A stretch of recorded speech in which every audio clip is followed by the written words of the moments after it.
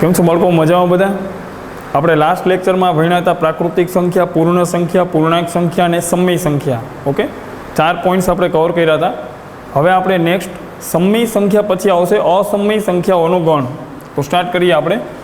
એને બોલાય આઈ. આઈ એટલે અસમય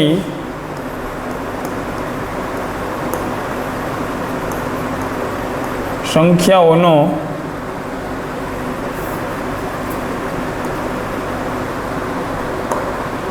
અસમય સંખ્યાઓનો ગણ. ઓકે, આઈ એને બોલાય ઇરેશનલ નંબર્સ. એને બોલાય ઇરેશનલ નંબર્સ.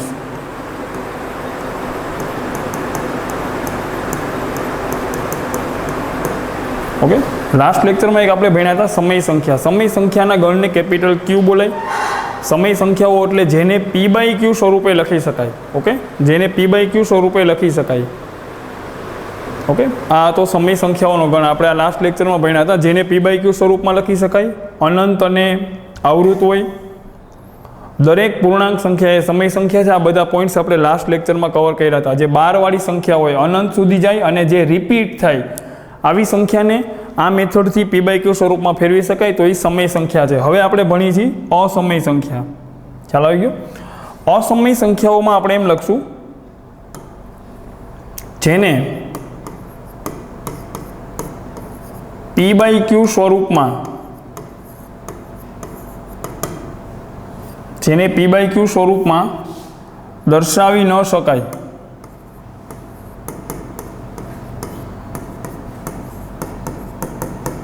આવી સંખ્યાને બોલાય અસમય સંખ્યા. તો તરત માઇન્ડમાં એવો પ્રશ્ન આવે કે પી બાય ક્યુ સ્વરૂપમાં કોને ન દર્શાવી શકાય? પી બાય ક્યુ સ્વરૂપમાં દાખલા તરીકે હું એમ બોલું, ફોર એક્ઝામ્પલ √2.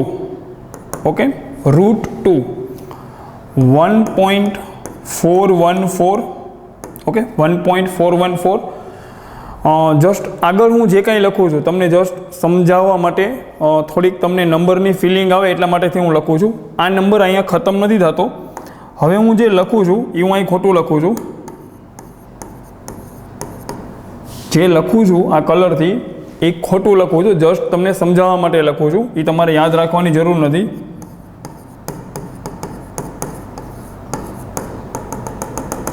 ઓકે, તમે લોકો આ નંબરને જો, આ નંબર ખતમય નથી થતો, આ નંબર પૂરોય નથી થતો અને રિપીટય નથી થતો. તો આને હવે પી બાય ક્યુ સ્વરૂપમાં લખી શકાય નહીં. તો આ ટાઈપના નંબરને બોલાય અસમય સંખ્યા. ખ્યાલ આવી ગયો? એને બોલાય અનંત અને અનાવૃત. અનંત અને અનાવૃત. અનંત સુધી જાય અને રિપીટય ન થાય. તો આમાં તો ગણી ન શકાય કેટલા પોઈન્ટ છે કે એને હટાવીને નીચે એટલા મીંડા મૂકી દે. તો આમાં તો એ વસ્તુ શક્ય નથી. ખ્યાલ આવી ગયો? તો આ ટાઈપના જે નંબર્સ હોય, રૂટમાં અવિભાજ્ય સંખ્યા આવે. ઓકે, રૂટમાં અવિભાજ્ય સંખ્યા આવે. દાખલા તરીકે √2, √3, √5, √7 આ બધા અસમયમાં આવે. ઓકે, આ ટાઈપના જે નંબર્સ છે, આ બધા નંબર્સ અસમયમાં આવે. આ બધા જે નંબર્સ છે એ આ ટાઈપના આવશે, અનંત અને અનાવૃત. ઇન શોર્ટ આને હું આમે કહી શકું, અસમય સંખ્યાઓ એટલે અનંત અને અનાવૃત. અનંત સુધી હાલે અને રિપીટય ન થાય, એને બોલાય અનંત અને અનાવૃત. ખ્યાલ આવી ગયો? તો ફટાફટ સ્પીડથી વાત કરું. અસમય સંખ્યા કોને કહેવાય? તો એક તો ઘણા સ્ટુડન્ટ એમ બોલતા હોય કે જે સમય ન હોય એને બોલાય અસમય. તો એ પણ સાચી વાત છે. સમય નથી મતલબ, એક તો પહેલી વાત તો એને પી બાય ક્યુ સ્વરૂપે લખી ન શકાય. પી બાય ક્યુ સ્વરૂપે લખી ન શકાય. શું કામ ન લખી શકાય? તો કે આમાં કોઈ નંબર રિપીટ નથી થતો. ઓકે, કોઈ પેટર્ન, દાખલા તરીકે 3.14 12 હતો, એ રિપીટ થતો હતો. આમાં કોઈ વસ્તુ રિપીટ નથી થતી, પહેલી વાત. બીજું, આ નંબર ખતમય નથી થતો. તો આને પી બાય ક્યુ સ્વરૂપમાં લખી શકાય નહીં. એટલે આને બોલાય અસમય સંખ્યા. અસમય સંખ્યા ઇન જનરલ તમને જોવા મળશે તો કઈ ટાઈપની મળશે? વર્ગમૂળમાં અવિભાજ્ય સંખ્યા આવે. √2, √3, √5, √7 આ બધા અસમય સંખ્યાઓમાં આવે. ખ્યાલ આવી ગયો? ઓકે, તો આ અસમય સંખ્યાઓની વાત કરી તો આપણે એક વાત હજી કરવાની રહે. એક અસમય સંખ્યાઓના ગણમાં એક મોટા મહારથી છે જેનું નામ છે પાઈ. પાઈ, ઓકે. પાઈની કિંમત 3.1415 આટલે સુધી સાચું છે. હવે જે લખું છું એ ખોટું લખું છું, ઓકે. જસ્ટ તમને ફિલિંગ આવે એટલા માટેથી હું લખું છું.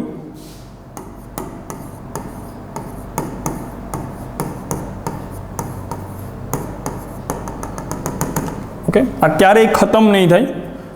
તમે જે બોલતા હોય ને કે પાઈની કિંમત 3.14 છે, એ વાત ખોટી છે. પાઈની કિંમત 3.14 નથી. પાઈની કિંમત લગભગ 3.14 થાય. પાઈ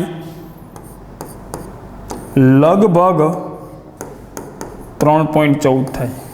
ખાસ યાદ રાખજો, પાઈની કિંમત 3.14 નથી. પાઈ એક અસમય સંખ્યા છે, ઓકે. આ જે પાઈ છે એ એક અસમય સંખ્યા છે, સમયમાં ન આવે. જો પાઈની કિંમત બાળકો 3.14 હોત તો તમે તો એમ વિચારો ને, પોઈન્ટને હટાવું, નીચે 100, 314/100, તો આ પી બાય ક્યુ સ્વરૂપ આવી ગયું, તો આ સમય થઈ ગઈ. પણ પાઈ સમય નથી. તો ઘણા એમ કે પાઈ એક વિશિષ્ટ પ્રકારની અસમય સંખ્યા છે. વિશિષ્ટ પ્રકારની એવું કંઈ નથી. પાઈની કિંમત 3.14 છે જ નહીં. ખ્યાલ આવી ગયો? પાઈની અંદાજિત કિંમત 3.14 છે. ગણતરીમાં સરળતા માટે એક સરસ મજાનો જવાબ લઈ આવવા માટે તમે લોકો અત્યાર સુધી પાઈની કિંમત મૂકતા હતા 3.14. ખ્યાલ આવી ગયો? પાઈ લગભગ 3.14 થાય. બીજો એક ક્વેશ્ચન કોઈ તમને એમ પૂછે કે પાઈ માઇનસ 22/7 કેટલા થાય? ઓકે, જી એડવાન્સના પેપરમાં, ઓકે, થોડા વર્ષ પહેલાં આ ટાઈપનો ક્વેશ્ચન હતો. જી એડવાન્સના પેપરમાં એક ઓપ્શનમાં આ આપેલું હતું, pi minus 22/7. Most of students આનો આન્સર 0 લખીને આવ્યા. તો આ વસ્તુ ખોટી છે, કેમ કે પાઈ એટલે 22/7 થાય એ વાત ખોટી છે. પાઈની કિંમત 22/7 પણ નથી. ખ્યાલ આવી ગયો? પાછો બોલું, પાઈ માઇનસ 22/7 0 થાય એ વાત ખોટી છે. મેં એ બતાવ્યું. શું કામ? તો સમજીએ.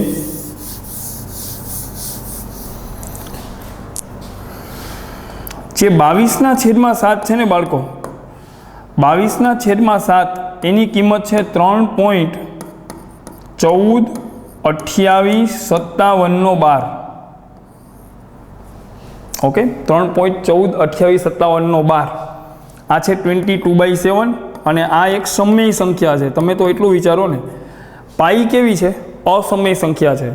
અને 22/7 એક 12 વાળી સંખ્યા છે, અનંત અને આવૃત છે, રિપીટ થઈ છે. આ એક સમય સંખ્યા છે. તો એક અસમય સંખ્યા અને એક સમય સંખ્યા એ બે સમાન કેવી રીતે હોઈ શકે? તો પ્રોબ્લેમ અહીંયા શું છે? વસ્તુ અહીંયા એવી બની છે કે 2 દશાંશ સુધી પાઈની કિંમત અને 22/7ની કિંમત એક સરખી આપે છે. 2 દશાંશ સુધી પાઈની કિંમત એ 3.14 છે અને 2 દશાંશ સુધી મતલબ લગભગ 22/7ની કિંમત પણ કેટલી છે? 3.14. તો આપણે લેતા હોય પાઈની અંદાજિત કિંમત 3.14, પાઈની અંદાજિત કિંમત 22/7. અંદાજિત કિંમત છે. ખ્યાલ આવી ગયો?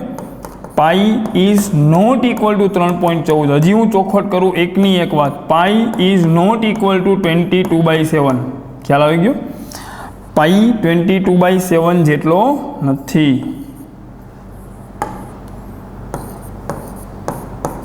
સારું બાળકો, આ પોઈન્ટ્સ ખાસ ખોપડીમાં બેહાડી લેજો.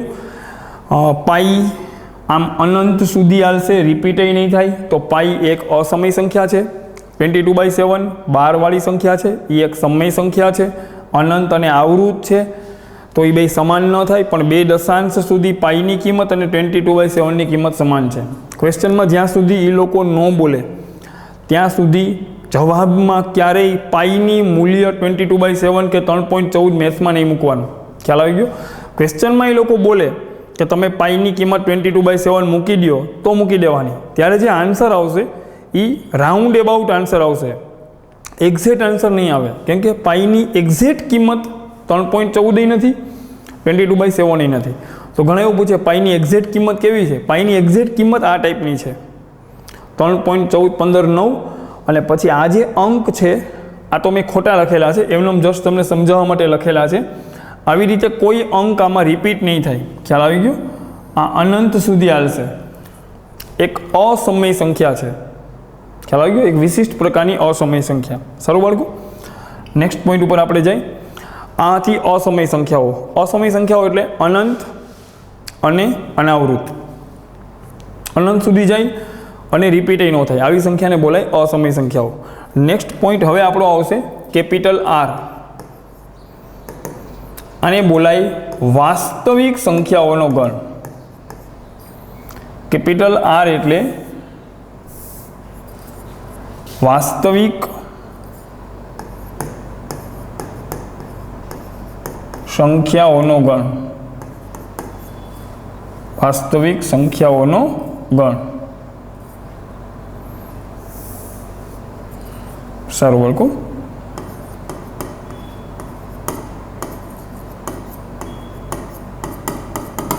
એને રિયલ નંબર્સ કહેવાય.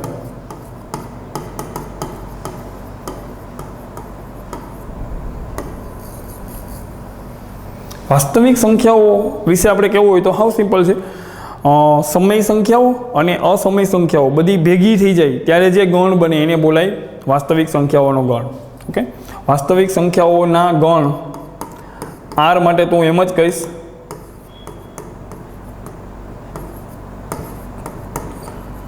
સમય સંખ્યાઓ પ્લસ એના ભેગી ભળી જાય અસમય સંખ્યાઓ.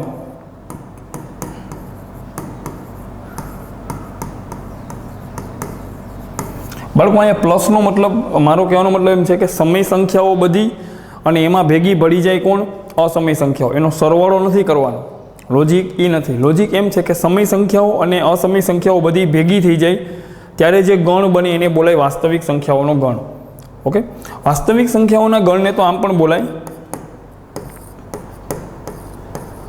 સંખ્યા રેખા પર આવેલી, સંખ્યા રેખા પર આવેલી બધી જ સંખ્યાઓ ના ગણને આર કહે છે. ઓકે, સંખ્યા રેખા ઉપર જે સંખ્યાઓ હોય, સંખ્યા રેખા તો તમને ખબર છે, હમણાં હું જસ્ટ સમજાવું તમને. સંખ્યા રેખા ઉપર જેટલી સંખ્યાઓ આવે એ બધાનો જે ગણ બને એને બોલાય વાસ્તવિક સંખ્યાઓનો ગણ. ઓકે, વાસ્તવિક સંખ્યાઓની દુનિયા બહુ મોટી છે. આપણે એને સમજવું હોય તો આપણે પહેલાં તો એક સંખ્યા રેખા અહીંયા દોરીએ. ઓકે,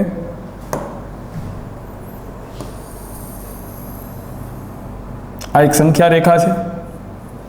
તમે તો એમ સમજો અહીંયા છે 0. ઓકે, સંખ્યા રેખા છે આ 0 1 2 3 4 ઇન્ફિનિટી સુધી. પછી આ બાજુ આવશે -1 -2 -3 -4 -5. આ બાજુ આવે -ઇન્ફિનિટી સુધી. ઓકે, આમ ઇન્ફિનિટી સુધી જાય અને આમ જશે -ઇન્ફિનિટી સુધી. આ બધી જે સંખ્યાઓ તમને દેખાય છે. ઓકે, તો ઘણા એમ કહેશો તો વાસ્તવિક સંખ્યાઓમાં 0 આવે 1 આવે 2 આવે. નહીં, 0 1 2 એ તો દેખાય છે. તમે આ ભાગને તમે ઝૂમ કરીને જુઓ. ઓકે, આટલો જે પાર્ટ છે આ પાર્ટ 0 અને 1 વ્યવસ્થિત તમે લોકો જુઓ તો 0 અને 1ની વચ્ચે 0 અને 1ની વચ્ચે 0.1 આવે, 0.192 આવે, 0.0032 આવે, 0.0076854 આવે, 0.99999 આવે. આવી અનંત સંખ્યાઓ આવે. કેટલી આવે?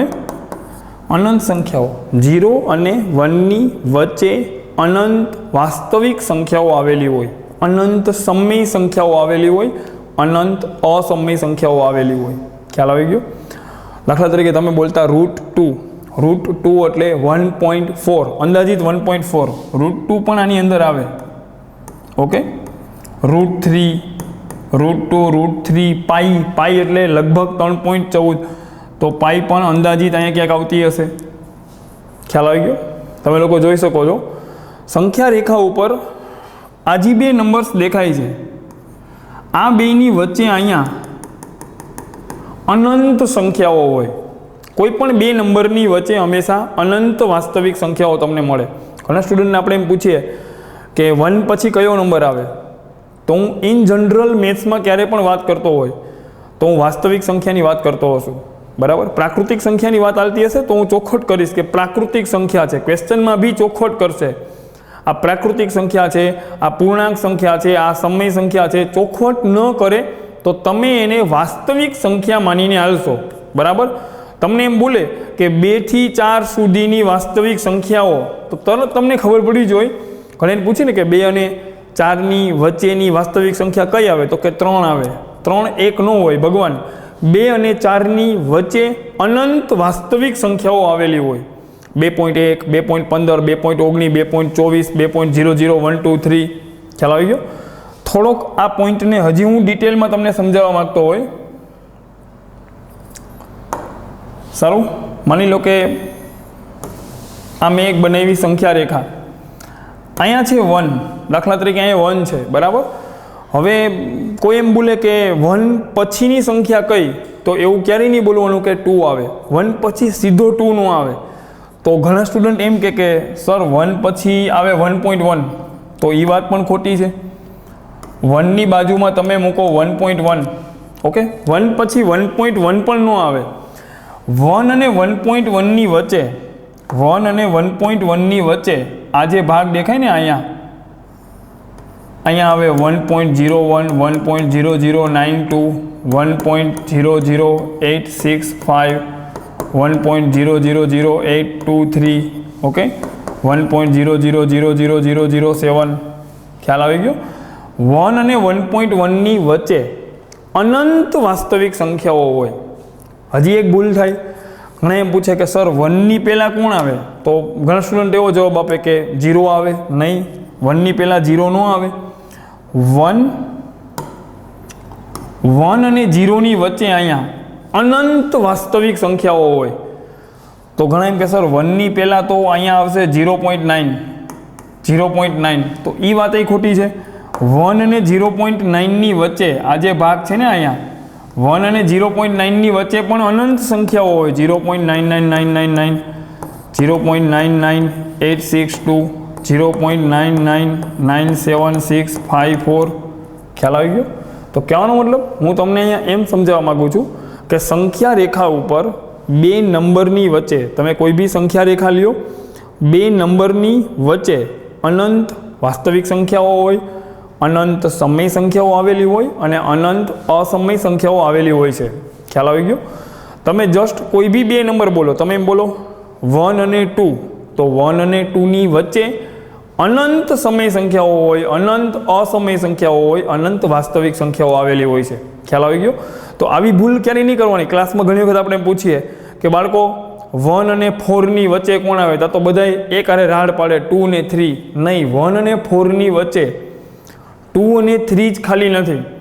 1 અને 4ની વચ્ચે અનંત સમય સંખ્યાઓ હોય, અનંત અસમય સંખ્યાઓ હોય, અનંત વાસ્તવિક સંખ્યાઓ આવેલી હોય છે.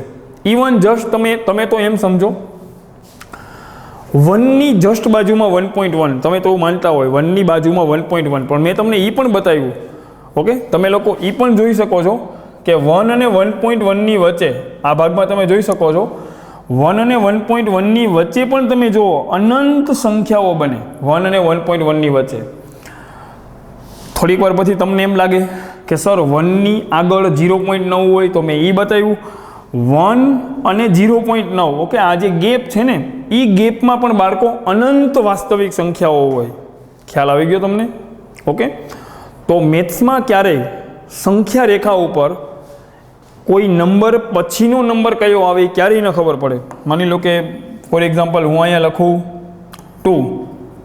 હવે કોઈ મને એમ બોલે કે સર 2 પછીનો નંબર કયો આવે, તો ક્યારેય ન ખબર પડે. 2 પછી ઘણા સ્ટુડન્ટ એમ કે સર 2ની જસ્ટ બાજુમાં 2.000001. નહીં, 2ની જસ્ટ બાજુમાં એ પણ ન આવે. કેમ કે જો તમે આમ બોલો ને કે 2ની 2ની જસ્ટ બાજુમાં આ આવે તો કોઈ જાણકાર વ્યક્તિ તમને આવીને એ પણ સાબિત કરી દે કે આ બેયની વચ્ચે પણ અનંત સંખ્યાઓ છે. 2 અને 2.000001ની વચ્ચે પણ અનંત સમય સંખ્યાઓ, અનંત અસમય સંખ્યાઓ, અનંત વાસ્તવિક સંખ્યાઓ હોય. ખ્યાલ આવી ગયો? અથવા તો કોઈ એમ બોલે કે સર 2ની જસ્ટ આગળ 1.9 હોય. નહીં, તો એ વાત ખોટી છે. 2ની જસ્ટ આગળ 1.9 ન આવે. 2 અને 1.9ની વચ્ચે 2 અને 1.9ની વચ્ચે આ ભાગમાં પણ અનંત વાસ્તવિક સંખ્યાઓ હોય. જો 1.999986 1.99902113 જોવો છો? આ 1.9 અને 2ની વચ્ચે આવી અનંત વાસ્તવિક સંખ્યાઓ મળે. ખ્યાલ આવી ગયો? તો પોઈન્ટ આપણો એમ હતો કે સંખ્યા રેખા ઉપર કોઈ પણ બે નંબર લ્યો, નંબર એટલે કોઈ પણ બે સંખ્યા, એ બે સંખ્યાની વચ્ચે હંમેશા અનંત સમય સંખ્યાઓ, અનંત અસમય સંખ્યાઓ, અનંત વાસ્તવિક સંખ્યાઓ આવેલી હોય છે.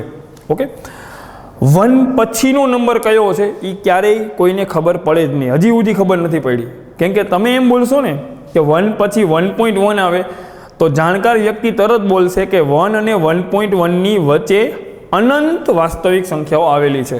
ખ્યાલ આવી ગયો? તો આ જે આપણે અહીંયા સમજ્યા, ઓકે,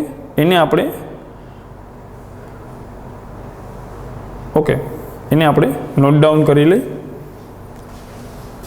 નોટ 1, સંખ્યા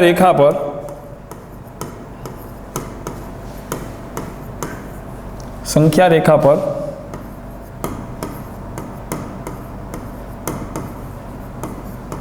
બે સંખ્યાઓની વચ્ચે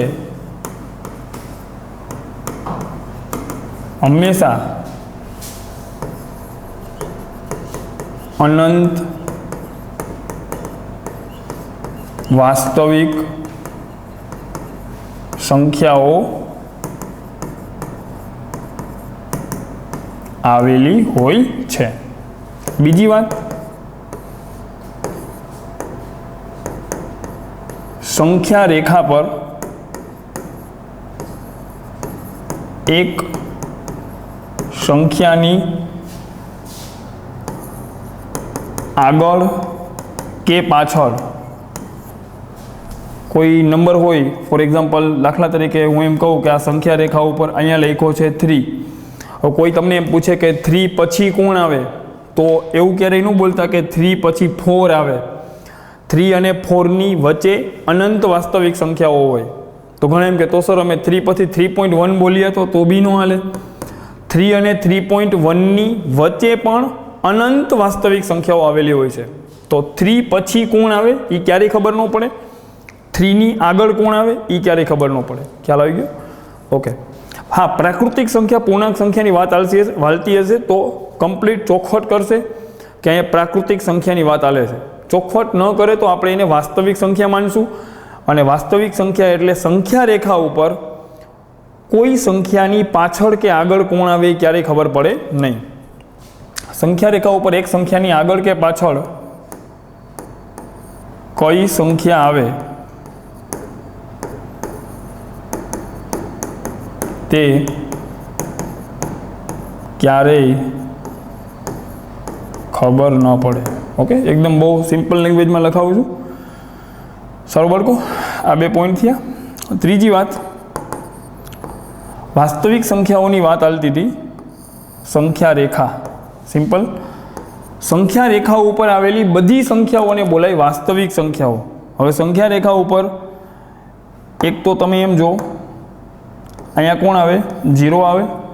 ઓકે, 0ની જમણી સાઈડમાં જે સંખ્યાઓ આવે, 0ની આ સાઈડમાં જે સંખ્યાઓ આવે, આમને બોલાય ધન વાસ્તવિક સંખ્યાઓ. 0ની જમણી સાઈડમાં જે કોઈ સંખ્યાઓ આવે આમને બોલાય ધન વાસ્તવિક સંખ્યાઓ.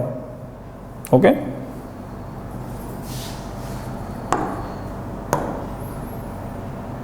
એને બોલાય R+. R+ એટલે ધન ધન વાસ્તવિક સંખ્યાઓ,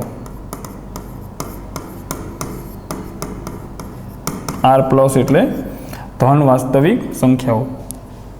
0 ધનમય નો આવે, ઋણમય નો આવે. પાછો બોલું છું, કોઈ એમ બોલે વાસ્તવિક સંખ્યા ક્યાં આવે, તો સિમ્પલ, વાસ્તવિક સંખ્યાઓ સંખ્યા રેખા ઉપર આવેલી બધી સંખ્યાઓને બોલાય વાસ્તવિક સંખ્યાઓ. વાસ્તવિક સંખ્યાઓનું ટોળું બેઠું હોય તો એમાં બે ટાઈપની હોય, સમયે બેઠી હોય, અસમયે બેઠી હોય, ધને બેઠી હોય, ઋણે બેઠી હોય, અને એક અલગથી એક ભાઈ બેઠો હોય 0. 0 ધનમય નો આવે, ઋણમય નો આવે. ખ્યાલ આવી ગયો? તો આ સંખ્યા રેખા પહેલાં તો મેં દોરી, મતલબ આના ઉપર અનંત વાસ્તવિક સંખ્યાઓ છે. અહીંયા માની લો કે 0 છે, તો 0ની જમણી સાઈડમાં જે સંખ્યાઓ છે 0.1, 0.2, 0.3, હું એવું નથી બોલ્યો 0 પછી 0.1 આવે. 0 અને 0.1ની વચ્ચે પણ અનંત વાસ્તવિક સંખ્યાઓ હોય, પણ એ બધી 0 કરતાં મોટી હશે એને બોલાય આર પ્લસ, એને બોલાય ધન વાસ્તવિક સંખ્યાઓ. પછી આવે આ સાઈડની સંખ્યાઓ, 0ની ડાબી સાઈડમાં. 0ની ડાબી સાઈડમાં જે સંખ્યાઓ આવે એને બોલાય આર માઇનસ, એને બોલાય ઋણ વાસ્તવિક સંખ્યાઓ. ઓકે, 0 ધનમય નો આવે, 0 ઋણમય નો આવે. એનો મતલબ તો એવો થયો કે વાસ્તવિક સંખ્યાઓનો ગણ બનાવવો હોય તો ધન વાસ્તવિક સંખ્યાઓનો ગણ યોગ ઋણ વાસ્તવિક સંખ્યાઓનો ગણ યોગ 0. હા, 0 ધનમય નથી, ઋણમય નથી, ગણ છે. આ ત્રણેય ગણનો યોગ એટલે યુનિયન, યુનિયન એટલે આ ત્રણેય ગણને ભેગા કરો ત્યારે બને વાસ્તવિક સંખ્યાઓનો ગણ. કોને ભેગા કરો? ધન વાસ્તવિક સંખ્યાઓ બધી એક થેલીમાં ભરો, ઋણ વાસ્તવિક સંખ્યાઓને એ થેલીમાં ભરો, અને 0ને બોચી જાલીની થેલીમાં મૂકી દો ત્યારે જે આખી જે થેલી ભરાણી એને કહેવાય કેપિટલ આર, એને બોલાય વાસ્તવિક સંખ્યાઓનો ગણ. ખ્યાલ આવી ગયો? નેક્સ્ટ પોઈન્ટ ઉપર આપણે આગળ આવીએ. આર એટલે વાસ્તવિક સંખ્યાઓનો ગણ છે. એક આવે અનઋણ વાસ્તવિક સંખ્યાઓનો ગણ. ઘણીવાર આવી વાત આવતી હોય, અનઋણ વાસ્તવિક સંખ્યાઓનો ગણ. અનઋણ મતલબ જે ઋણ ન હોય એવી વાસ્તવિક સંખ્યા. તમે તો એમ જો, ઋણ ન હોય મતલબ કેવી હોય? જો આ સાઈડની જે સંખ્યાઓ છે આ બધી ધન છે, આ બાજુની ઋણ છે, અને આ 0 છે. અનઋણને બોલાય નોન નેગેટિવ રિયલ નંબર્સ. આને બોલાય non negative.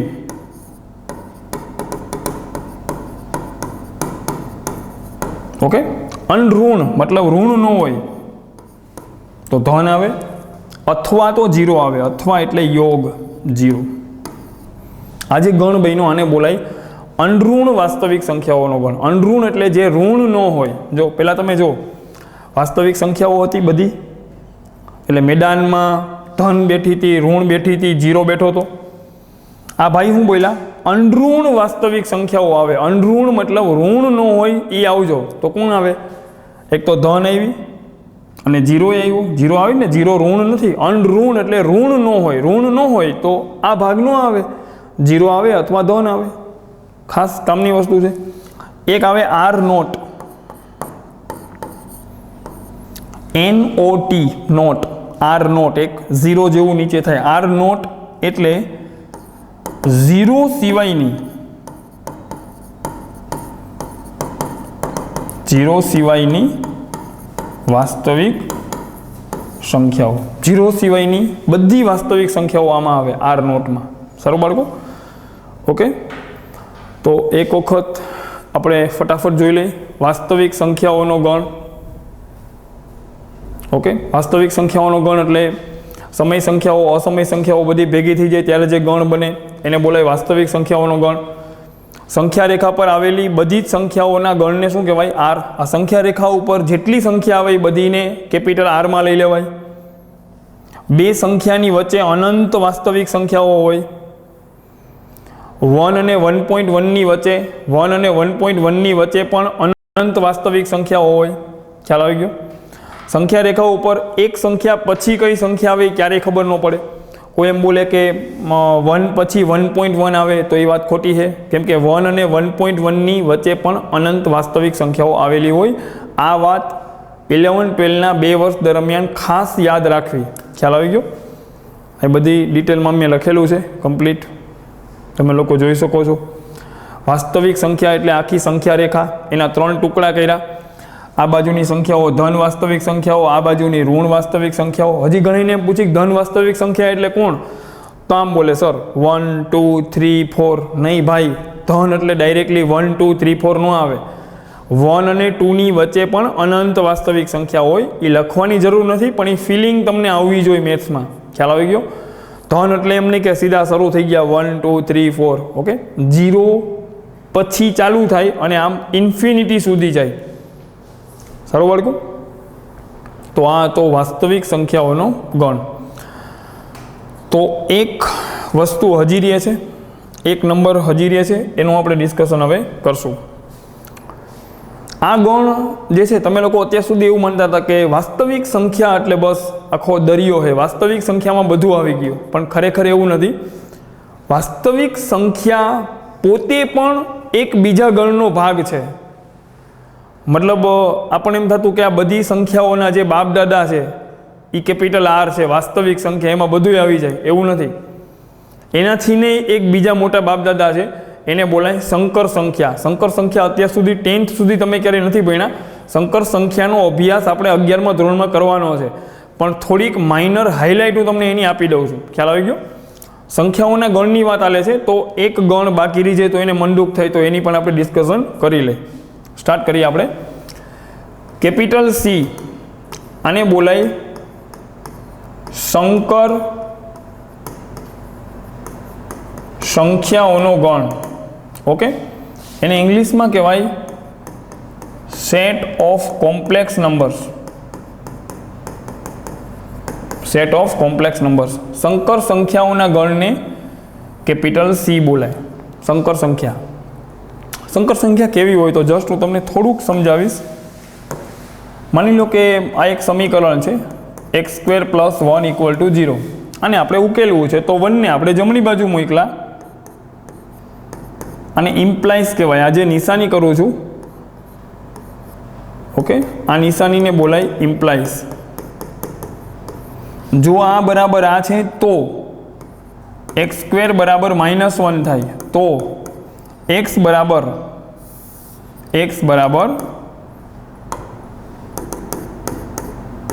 Plus or minus √-1. હવે એક લોચો અહીંયા એ થઈ ગયો કે રૂટમાં ઋણ સંખ્યા, બરાબર. ઘણી ખુરશી ઉપરથી ઊભા થઈ જાય કે રૂટની અંદર ઋણ સંખ્યા આવી ગઈ. હા, હવે આવશે, અત્યાર સુધી ન આવતી, હવે આવશે. વર્ગમૂળમાં ઋણ સંખ્યા અત્યાર સુધી આવતી, તો તમે એમ કહેતા કે આવું શક્ય નથી, આ તે કરીને તમે પતાવી દેતા હતા. રેડી? હવે અહીંયાથી એ લોકોએ આ જે √-1 છે ને, √-1, આ વાસ્તવિક સંખ્યા નથી, આ એક કાલ્પનિક સંખ્યા છે. આ શું છે? એક કાલ્પનિક સંખ્યા. કાલ્પનિક સંખ્યા એટલે એવું નથી કે કોઈ કાલ્પનિક છે, બરાબર. કાલ્પનિક વસ્તુ નથી, રિયલમાં છે જ. ઓકે, એને ઇમેજનરી નંબર કહેવાય, એને સંકર સંખ્યા કહેવાય. અને એ લોકોએ આ જે √-1 છે ને, એને નામ આપ્યું આયોટા. શું બોલાય આને? IOTA. અહીંયા આપણે ફૂલ સ્ટોપ મૂકશું, બરાબર. આ આયોટા વિશે હું ડિટેલમાં ચર્ચા જ્યારે આ પ્રકરણ ભણાવીશ, સંકર સંખ્યા આખું પ્રકરણ ભણાવીશ, ત્યારે હું કહીશ. અત્યારે તો જસ્ટ આટલું જ. આયોટા. ઓકે, આજે આવી ને, આને બોલાય સંકર સંખ્યા. આયોટા વાળી જે સંખ્યા આવે ને, એને બોલાય સંકર સંખ્યા. ખ્યાલ આવી ગયો? તો જસ્ટ મેં થોડીક તમને ઇન્ફોર્મેશન આપી કે એક ગણ હજી છે જે અનટચ છે, તમે એને ભણ્યા નથી. એ છે સંકર સંખ્યાઓનો ગણ. ઓકે, જ્યાં વાસ્તવિક સંખ્યાઓનું કામ જ્યાં પૂરું થઈ જાય, વાસ્તવિક સંખ્યાઓ કહી દે કે હવે અમારું કામ નથી, ઓકે, ત્યાં જેનું કામ ચાલુ થાય એને બોલાય સંકર સંખ્યા. ખ્યાલ આવી ગયો? હજી પાછું કહું, આ આયોટા એટલે આયોટા √-1, આ તે બધી એ બધી સ્ટોરી આપણે આગળ જઈને ભણવાની છે. આખું પ્રકરણ નંબર 5 11માં આવશે. અત્યારે તો જસ્ટ એક ગણ મેં તમને ભણાવી દીધું. ખ્યાલ આવી ગયો? સારું બાળકો, એક વખત આપણે પહેલેથી પાછું જોઈ, બરાબર. તો સૌથી પહેલાં આપણે ભણ્યા હતા કેપિટલ N. ઓકે, N એટલે પ્રાકૃતિક સંખ્યાઓનો ગણ. પ્રાકૃતિક સંખ્યાઓ બધી કેમાં કવર થઈ જાય? તો તમે જોયું હતું પ્રાકૃતિક સંખ્યાઓ બધી પૂર્ણાંક સંખ્યાઓના ગણમાં કવર થઈ જાય, ઝેડમાં. હા, ઝેડની અંદર બધી પ્રાકૃતિક સંખ્યા કવર થઈ જાય.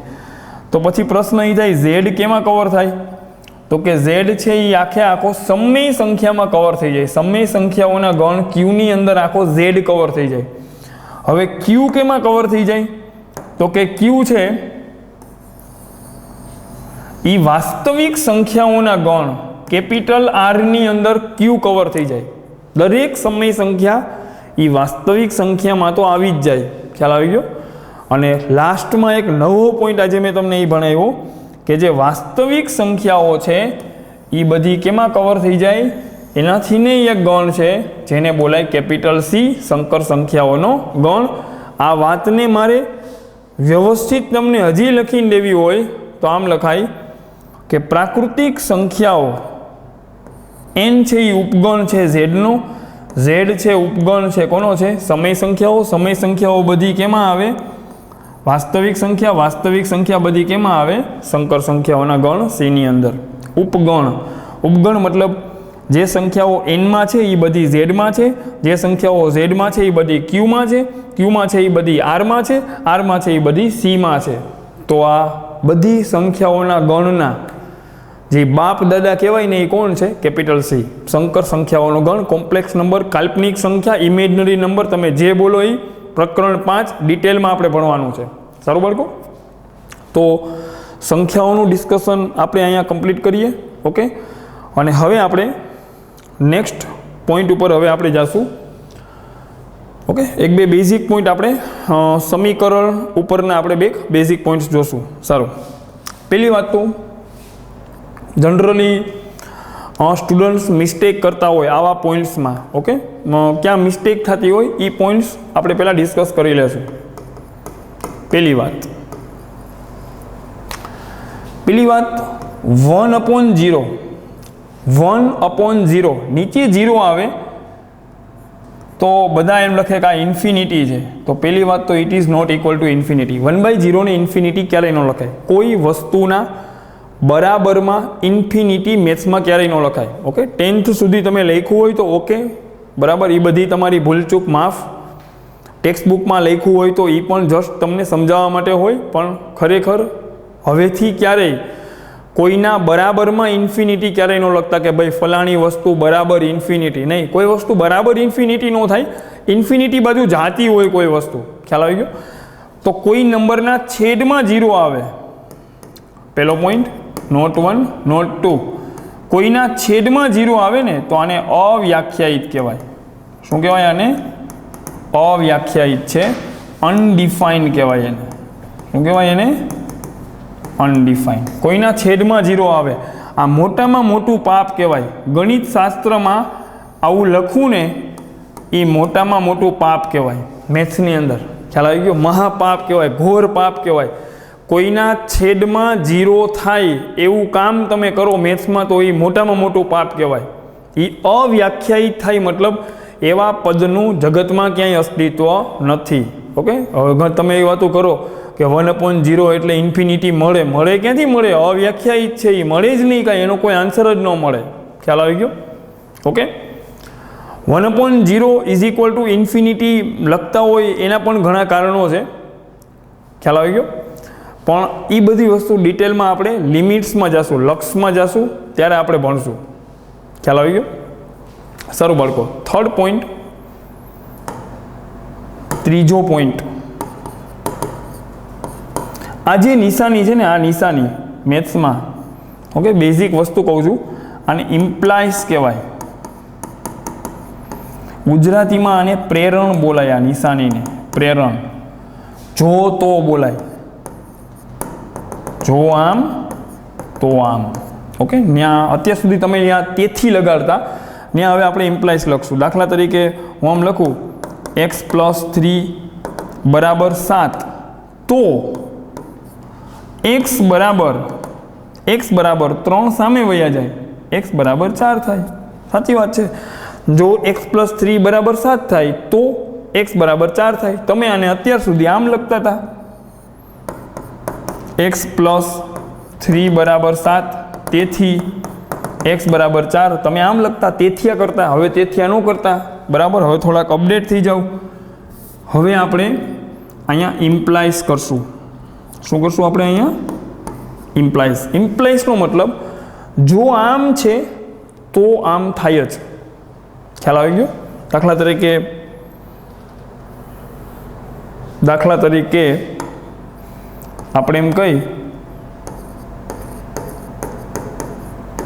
વરસાદ પડે તો ઇટ ઇમ્પ્લાઇઝ, એનો સીધો મતલબ એવો થાય કે રસ્તા ભીના થાય. ન્યા નિશાની આપણે વાપરશું, ઇમ્પ્લાઇઝની નિશાની. ઓકે, x + 2 બરાબર 10 તો તો x બરાબર 8 થાય.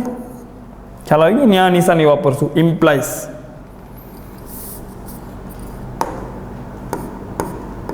ઇમ્પ્લાઇઝ એક હજી આવે ડબલ ઇમ્પ્લાઇઝ, એની અત્યારે જરૂર નથી. અત્યારે તો રસ્તો રોડવવા માટે આટલું ઘણું. તો હું ક્યારેય ઇમ્પ્લાઇઝ કરતો હોય તો તમારે સમજવાનું છે કે જો આમ છે તો આમ થાય જ. જો x + 2 બરાબર 10 છે તો x બરાબર 8 થાય જ. ખ્યાલ આવી ગયો? તો જો આમ તો આમ. ક્લિયર? ઓકે, હજી એક એક્ઝામ્પલ આપું, જસ્ટ થોડીક તમને ફિલિંગ આવે. x + 1 બરાબર 20 તો આ 1 સામે ઠેકાડી દો, x બરાબર 19. અહીંયા આપણે ઇમ્પ્લાઇઝ વાપરશું. તમે લોકો 10મા ધોરણ સુધી તેથી વાપરતા, હવે તેથીનો ઉપયોગ બને તો હું ઓછો કરીશ. મેથ્સમાં હવે તમે નવું શીખી જાઓ, ઇમ્પ્લાઇઝ. આમ છે તો આમ થાય જ, એને બોલાય ઇમ્પ્લાઇઝ. ખ્યાલ આવી ગયો? સારું બાળકો, એક વખત તમે લોકો ધ્યાનથી જોઈ લ્યો. પહેલી વાત તો મેં કીધી, કોઈના છેદમાં 0 લખવો એ અવ્યાખ્યાયિત કહેવાય. કોઈના છેદમાં 0 લખવો એ અવ્યાખ્યાયિત થાય. આ જે નિશાની છે આને બોલાય ઇમ્પ્લાઇઝ, એને જો તો બોલાય. ઓકે, તો ક્યાંય ઇમ્પ્લાઇઝ કરેલો હોય તો સમજી જવાનું. x + 1 બરાબર 20 તો x બરાબર 19 થાય, એને બોલાય ઇમ્પ્લાઇઝ. આ નિશાનીને બોલાય ઇમ્પ્લાઇઝ. ખ્યાલ આવી ગયો બાળકો? ઓકે, નેક્સ્ટ પોઈન્ટ ઉપર આપણે જઈએ.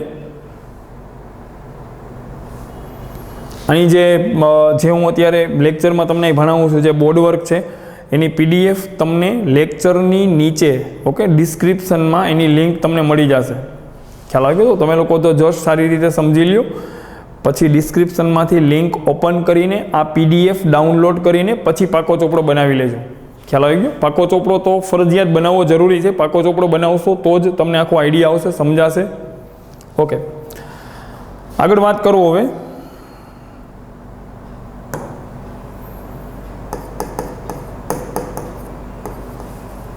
વર્ગમૂળ. ઓકે, કોઈ પણ વસ્તુનું તમે વર્ગમૂળ લ્યો, એનીથિંગ, કેપિટલ A એટલે એનીથિંગ, કોઈ પણ વસ્તુનું વર્ગમૂળ, એનો જે આન્સર આવે ને બાળકો, આન્સર એ હંમેશા અનઋણ આવે. અનઋણ આવે મતલબ કેવો આવે? એનો આન્સર ધન આવે અથવા તો 0 આવે. ઋણ ક્યારેય ન આવે. કોઈ પણ સંખ્યાનું વર્ગમૂળ લ્યો તો એનો આન્સર ક્યારેય મેથ્સમાં ઋણ ન આવે. આ જે જૂની બધી મગજમાં ગ્રંથિઓ તમે બાંધીને બેઠા હોય એ બધું ભૂલી જાઓ. ભૂલી જાઓ મતલબ વસ્તુને અપડેટ કરો. ખ્યાલ આવી ગયો? વર્ગમૂળનો આન્સર કોઈ દી ઋણ ન આવે. ફોર એક્ઝામ્પલ હું એમ બોલું √25. ઓકે, ઘણા સ્ટુડન્ટને એમ બોલું કે 25નું વર્ગમૂળ શું થાય, તો એવો આન્સર આપે +or -5. આ વસ્તુ ખોટી છે. ચોકડી મારી મતલબ આ ખોટી છે. ઇનફેક્ટ 25નું વર્ગમૂળ હંમેશા 5 જ આવે. કોઈ મને એમ પૂછે કે સર 16નું વર્ગમૂળ કેટલું આવે? 4 જ આવે. કોઈ મને એમ પૂછે 9નું વર્ગમૂળ કેટલું આવે? 3 જ આવે. ઓકે, કોઈ સંખ્યાનું વર્ગમૂળ તમે કાઢો એ ક્યારેય ઋણ આવે જ નહીં. વર્ગમૂળનો આન્સર જ હંમેશા અનઋણ આવે. ખ્યાલ આવી ગયો? એ પોઈન્ટ મેં અહીં એકદમ ક્લિયર કટ હાઇલાઇટ કર્યો છે. કોઈ પણ વસ્તુ, એનીથિંગ, એનું તમે વર્ગમૂળ લ્યો તો એ જે આન્સર છે એ એક અનઋણ સંખ્યા છે. દાખલા તરીકે તમે મેથ્સ ભણતા હોય અને તમને અંદર કંઈક દેખાય લખેલું x + 1/x - 3 આવું લખેલું દેખાય, તો તમે તો એમ સમજો આ જે હોય આપણે નથી ઓળખતા, પણ આ વસ્તુ એક અનઋણ સંખ્યા હશે. એનો આન્સર એક અનઋણ સંખ્યા આવશે. આ વસ્તુ ઋણ તો નથી જ, ધન હશે અથવા 0 હશે, જે હોય ઋણ તો નથી જ. વર્ગમૂળની અંદર કંઈ પણ લખેલું હોય એનો જે આન્સર છે એ ઋણ ક્યારેય ન આવે, ખાસ યાદ રાખજો. અત્યારે તો આમાં જાણીતું છે 9નું વર્ગમૂળ 3, કદાચ અંદર અજાયણી વસ્તુ આવે તો એ કહેવાનું એનું વર્ગમૂળ છે. તો આ એક અનઋણ સંખ્યા છે. આ શું છે તમારા માટે? એક અનઋણ સંખ્યા છે. Just clear? સારું. એક્ઝામ્પલ લેવા માટે તો તમે વધારે એક્ઝામ્પલ લઈ શકો. ઓકે, 36નું વર્ગમૂળ તો 6 બોલવાનું, +or -6 ક્યારેય નહીં બોલવાનું. ખ્યાલ આવી ગયો? આ ભૂલ ક્યારેય નહીં કરવાની. પહેલો પોઈન્ટ તમે લોકો આરામથી જોઈ શકો. આ ભૂલ ક્યારેય મેથ્સમાં નહીં કરવાની. સારું. ઓકે, નેક્સ્ટ પોઈન્ટ ઉપર હું આમાં આગળ હાલું.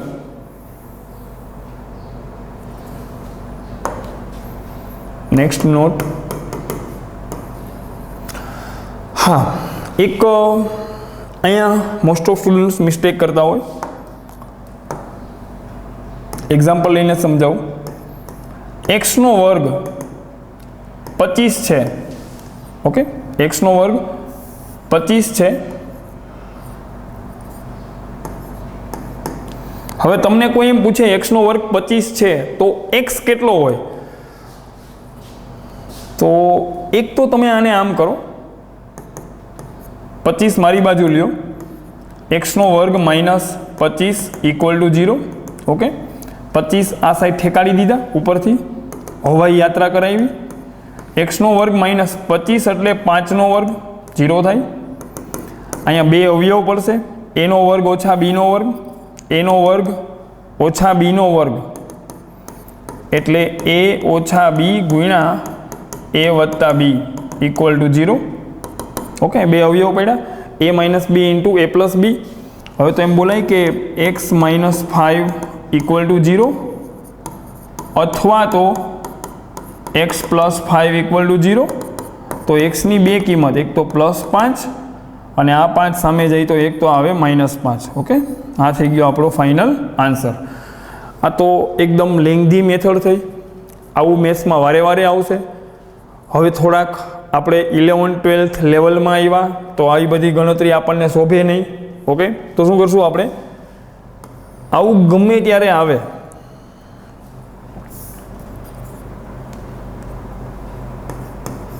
આવું આવે x² = 25. તો તમારે પોતાને પ્રશ્ન પૂછવાનો, પોતાને મનમાં પ્રશ્ન પૂછવાનો. પહેલી વાત તો આ એક સમીકરણ છે, પહેલી વાત તો આ એક સમીકરણ છે અને એ ભાઈ તમને x ની કિંમત પૂછે છે. x ની કિંમત પૂછે છે મતલબ એ ભાઈ આ સમીકરણનો ઉકેલ પૂછે છે.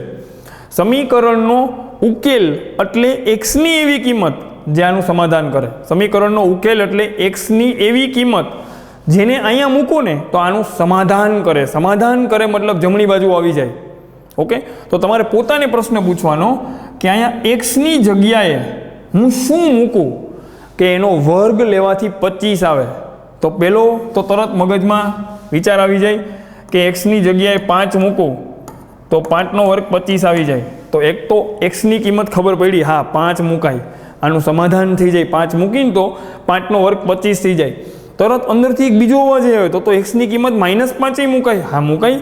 x ની જગ્યાએ તમે અહીંયા -5 મૂકો બાળકો, -5નો વર્ગ પણ કેટલો આવે? 25 જ આવે. ખ્યાલ આવી ગયો? -5નો વર્ગ. ઓકે, x ની જગ્યાએ 5 મૂકો, અહીંયા x ની જગ્યાએ તમે 5 મૂકો.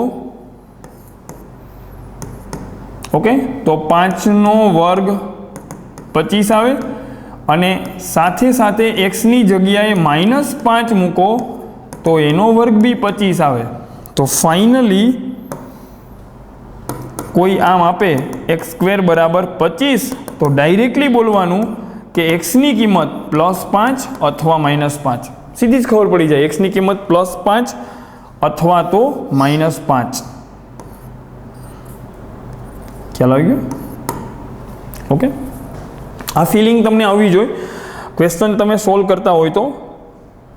ઓકે, કે ભાઈ અહીંયા આ x છે, અહીંયા હું 5 મૂકું તો 5નો વર્ગ 25 થાય, -5 મૂકું તો એનો વર્ગ બી 25 થાય.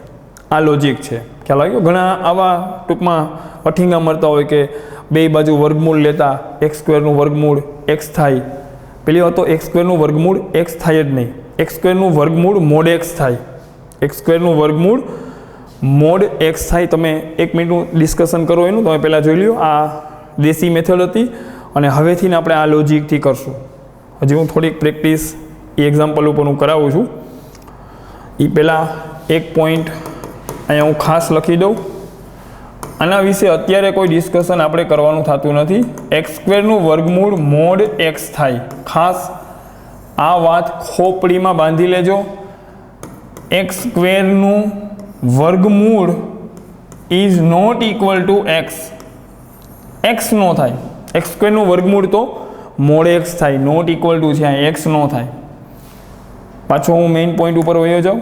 અત્યારે એ પોઈન્ટનું ડિસ્કશન આપણે નથી કરવાનું થતું. કોઈ એમ બોલે એક્સનો વર્ગ 9 હતો તો એક્સ કેટલો છે, તો તરત પોતાને ક્વેશ્ચન પૂછવાનો કે અહીંયા એક્સની જગ્યાએ અહીંયા શું મૂકવાથી એનો વર્ગ 9 થાય. તો તરત તમને અંદરથી આન્સર મળશે. એક્સની જગ્યાએ 3 મૂકો તો 3નો વર્ગ 9 થાય, ને એક્સની જગ્યાએ -3 મૂકો તો -3નો વર્ગ 9 થાય. તો સીધો જ તમે હવે અહીંયા આન્સર લખી શકો. ઇટ ઇમ્પ્લાઇઝ x બરાબર +3 અથવા -3. એને તો તમે આમે લખી શકો x બરાબર +3. એકાદ બે એક્ઝામ્પલ હું હજી કહી દઉં. એક્સનો વર્ગ 36 આવું દેખાય તો x કેટલો થાય? હવે હું વારે વારે આજે પ્રેક્ટિસ કરાવું છું, એ તો મને ખબર છે એનો આન્સર શું આવે, ખ્યાલ આવી ગયો. પણ જે લોજિકથી હું સમજાવવા માગું છું એ લોજિકથી હવે તમારે મેચ કરવાનું છે. એક્સ કોઈ નંબર છે અને એનો વર્ગ 36 આન્સર આપે છે, તો તમારે પોતાને ક્વેશ્ચન પૂછવાનો એ એક્સ એવો તે કયો નંબર હશે જેનો વર્ગ 36 આવે. તો બે વસ્તુ મગજમાં બેસી જવી જોઈએ. એક્સ છે એ 6 હોઈ શકે, 6નો વર્ગ 36 થાય, અથવા તો એક્સ છે એ -6 બી હોઈ શકે, -6નો વર્ગ 36 થાય. આનું સમાધાન કરે એવી એક્સની બે કિંમત છે, +or-6. આ લોજિકથી કરવાનું. કાલ સવારે કોઈ બી પદ આવે એક્સની જગ્યાએ એનીથિંગ, એનો વર્ગ એમ બોલે કે 25 છે, એ એટલે કોઈ બી વસ્તુ કોઈ બી પ્રાણી આવે એનો વર્ગ 25 છે, તો તરત આ જ લોજિક વાપરવાનું કે એ છે એને શું થવું પડે કે એનો વર્ગ 25 થઈ જાય. તો એને શું થવું પડે? એમ કહેવાય કે એ છે ને એ 3 થાય તો 3નો વર્ગ 25 થાય. 3 થાય એ નહીં તો આનું સમાધાન ન થાય. તો એને શું થવું પડે? એને થવું પડે એના વર્ગને 25 થવું હોય તો એને કાં તો 5 થવાય કાં તો -5 થવાય. ખ્યાલ આવી ગયો બાળકો? તો ઇટ ઇમ્પ્લાઇઝ એ બરાબર +or-5. ખ્યાલ આવી ગયો? બસ આઈ થિંક આટલું ઇનફ છે. બેઝિક લેવલના જેટલા પોઈન્ટ્સની જરૂર પડતી હતી એ બધા પોઈન્ટ્સ હું સાથે સાથે અહીં કહેતો ગયો છું. હજી જે પોઈન્ટ્સ રસ્તામાં આપણને જ્યાં આડા આવશે ત્યાં આપણે કવર કરશું. 11th સાયન્સની અંદર ઓકે, મેથ્સમાં જનરલી સ્ટુડન્ટ્સને ટ્રિગ્નોમેટ્રીનો હાવ હોય, અને હું તો એવું માનું ટ્રિગ્નોમેટ્રી બહુ મજાની વસ્તુ છે, બહુ સિમ્પલ વસ્તુ છે. આવતા લેક્ચરમાં હું ટ્રિગ્નોમેટ્રીના બેઝિક પોઈન્ટ્સનું ડિસ્કશન કરીશ. બીજું, જ્યારે પણ 11th અને 12thની અંદર મેથ્સમાં 9th અને 10thના બેઝિકની વાત આવશે તો પહેલાં તો આપણે એ બેઝિક પહેલાં ડિસ્કસ કરશું. બેઝિક આપણે 9th અને 10thનું પહેલાં સમજશું, પછી આપણે એને 11th 12th જી મેઇન જી એડવાન્સ લેવલ સુધી જશું. ખ્યાલ આવી ગયો? એટલે એવું કોઈ ચિંતા કરવાની જરૂર નથી કે 11th 12thનું મેથ્સ એટલે બહુ હાયર લેવલ છે. હાયર લેવલ છે એમાં ના નથી, પણ એ હાયર લેવલ એટલે બસ જસ્ટ તમારું બેઝિક બહુ સારું હોવું જોઈએ. બેઝિક કોન્સેપ્ટ જે સ્ટેપ છે એને સમજવાનું, જે તમે લોજિક મારો છો એ વસ્તુ મહત્ત્વની છે. જેમ કે મેં સમજાવ્યું કે એક્સ એવી કોઈ સંખ્યા છે જેનો વર્ગ 36 છે, તો આ એંગલથી આ તર્કથી વિચારવાનું કે એવી કઈ સંખ્યા છે એક્સ જેનો વર્ગ 36 થાય. તો તરત બે વસ્તુ આપણી આંખ સામે આવે, 6 અને -6. 6નો વર્ગ 36 થાય, -6નો વર્ગ 36 થાય. તો આ એક્સ છે એ કાં તો +6 હશે કાં તો -6 હશે. તો જે તમારો જે ટોપિક સૂત્ર નિયમ નિત્યસમને જોવાનો જે દ્રષ્ટિકોણ છે એને આપણે બદલવાનો છે. એક એક વસ્તુની ડિટેલમાં બેઝિકથી સમજવાની છે. કોઈ વસ્તુની ગોખણપટ્ટી કે રટ્ટાપટ્ટી કરવાની કોઈ જરૂર રહેતી નથી. ઓકે, બાકી મેથ્સ એકદમ સિમ્પલ છે અને તમને જસ્ટ સમજવામાં પણ મજા આવશે. 11th 12thની અંદર દરેક ટોપિક કારણ સહિત છે. કારણ સહિત મતલબ આમ થાય છે તો એ શું કામ થાય છે એ રીઝન આપણે જસ્ટ સમજવાનું છે. એ સમજશો તો એ કઈ જગ્યાએ કયા દાખલામાં એનો ઉપયોગ થાય તો તમને આરામથી સમજાઈ જશે. ઓકે, સારું, અહીંયા આપણે સ્ટોપ કરશું.